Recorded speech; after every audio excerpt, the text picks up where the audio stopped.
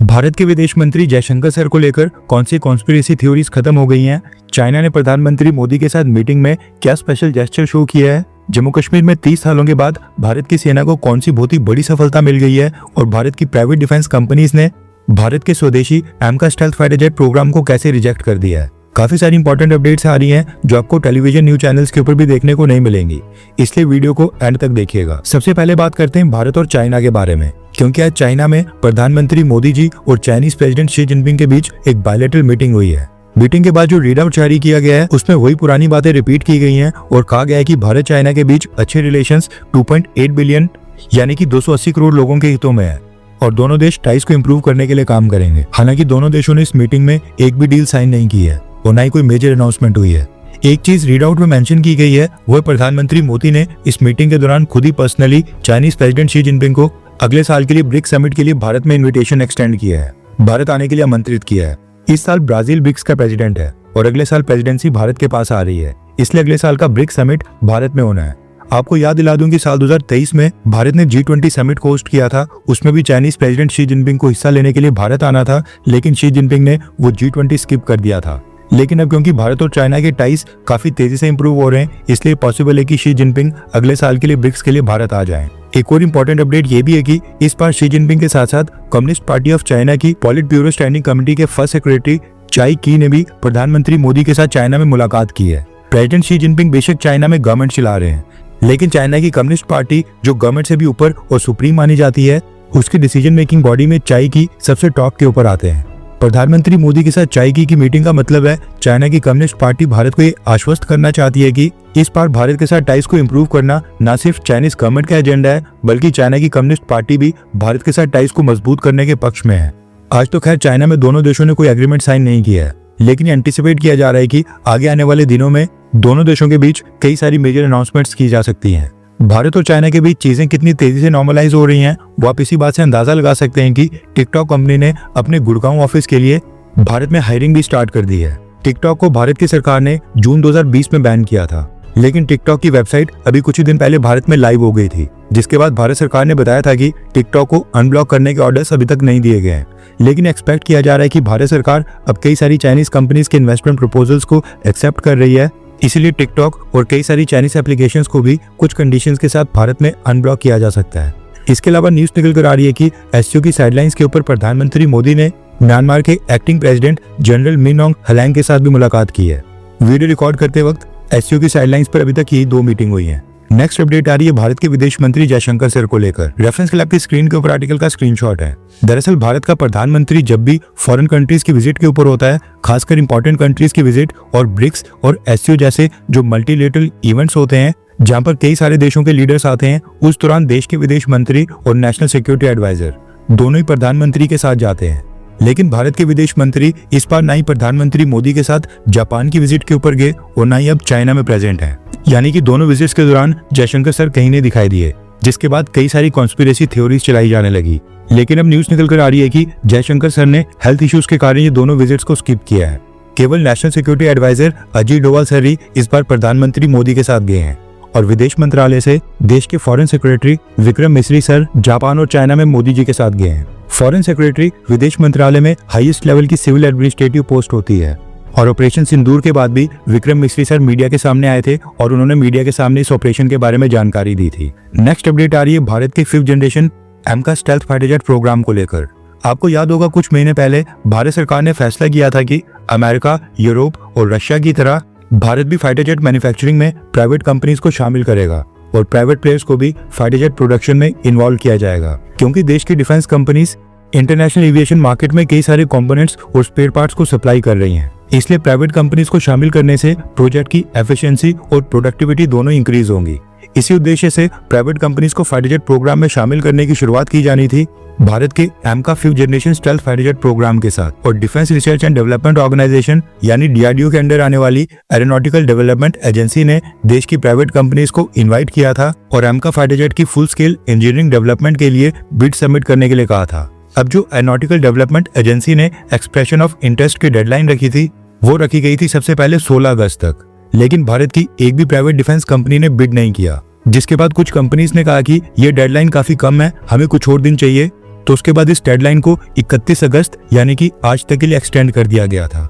लेकिन न्यूज निकल कर आ रही है कि भारत की एक भी डिफेंस कंपनी ने इस दौरान AMCA stealth fighter jet programme में शामिल होने के लिए बिड नहीं किया है, जिसके चलते बिड सबमिशन की डेट को एक बार फिर से एक्सटेंड करके 30 सितंबर करने का फैसला कर दिया गया है। न्यूज निकल कर आ रही है कि प्री बिडिंग मीटिंग में Tata advance system limited, Larsen and Toubro, Bharat forge, Mahindra aerospace, Dynamatic technologies, Adani defence, Godrej aerospace और आजाद इंजीनियरिंग समेत 2 दर्जन डिफेंस कंपनीज ने मीटिंग को अटेंड किया था। लेकिन इनमें से एक भी भारत की डिफेंस कंपनी ने AMCA stealth fighter jet programme के लिए बिड नहीं की है। पहली बार डेट्स को एक्सटेंड करने के बाद सरकार ने फीडबैक के ऊपर अमल किया था और प्राइवेट कंपनीज के लिए रिक्वायरमेंट्स जैसे कि टेक्निकल डिलीवरेबल्स, रिस्क शेयरिंग और टेक्नोलॉजी ट्रांसफर, इन सबको कम कर दिया गया था ताकि प्राइवेट कंपनीज अट्रैक्ट हों। लेकिन इन सब के बावजूद दोबारा से एक भी भारत की डिफेंस कंपनी ने इस प्रोग्राम के लिए बिड नहीं किया है। रीजन तो खैर मल्टीपल है, लेकिन एक सबसे बड़ा रीजन है प्रॉफिट मार्जिन कम होना, जिसके चलते भारत की डिफेंस कंपनीज कई बिलियन डॉलर्स की अपफ्रंट इन्वेस्टमेंट नहीं करना चाहती हैं। उसके अलावा public giant Hindustan aeronautics limited के लिए फेवरेबल कंडीशंस, फ्यूचर में भारत की सरकार से कम ऑर्डर्स मिलना, AMCA की एक्सपोर्ट मार्केट ना के बराबर होना और एक कम्प्लीटली डेवलप्ड इंजन का मिसिंग होना और तेजस फाइटर जेट की डेवलपमेंट में जो 30 साल तक डिले आए हैं, यानी कि जो पिछला ट्रैक रिकॉर्ड रहा है, ये सब कुछ कारण है जिसकी वजह से भारत की डिफेंस कंपनीज 5th जनरेशन की stealth fighter jet programme AMCA में इंटरेस्ट शो ही नहीं कर रही हैं। हालांकि DRDO ने अगेन एक्सप्रेशन ऑफ इंटरेस्ट के लिए डेडलाइन को 1 महीना और बढ़ाकर 30 सितंबर तक कर दिया है। अब देखना ही होगा कि क्या भारत की कोई डिफेंस कंपनी रिस्क लेकर 30 सितंबर से पहले बिड सबमिट करती है या फिर again AMCA stealth fighter jet भी DRDO और हिंदुस्तान एरोनॉटिक्स लिमिटेड दोनों को अकेले ही संभालना पड़ेगा। अब इस न्यूज को हम आगे भी ट्रैक करते रहेंगे और जब इसको लेकर कोई अपडेट आएगी हम आपको इन्फॉर्म कर देंगे। इसलिए अगर आपने हमारे चैनल को अब तक सब्सक्राइब नहीं किया तो कर लें। नेक्स्ट अपडेट आ रही है जम्मू कश्मीर से। दरअसल एक आतंकी जो जम्मू कश्मीर में सेना के खिलाफ हथियार उठाता है, उसकी लाइफ 2 से 3 साल की होती है और रिक्रूट होने के 2 से 3 साल के अंदर ही उसको 72 उरों के पास पहुंचा दिया जाता है।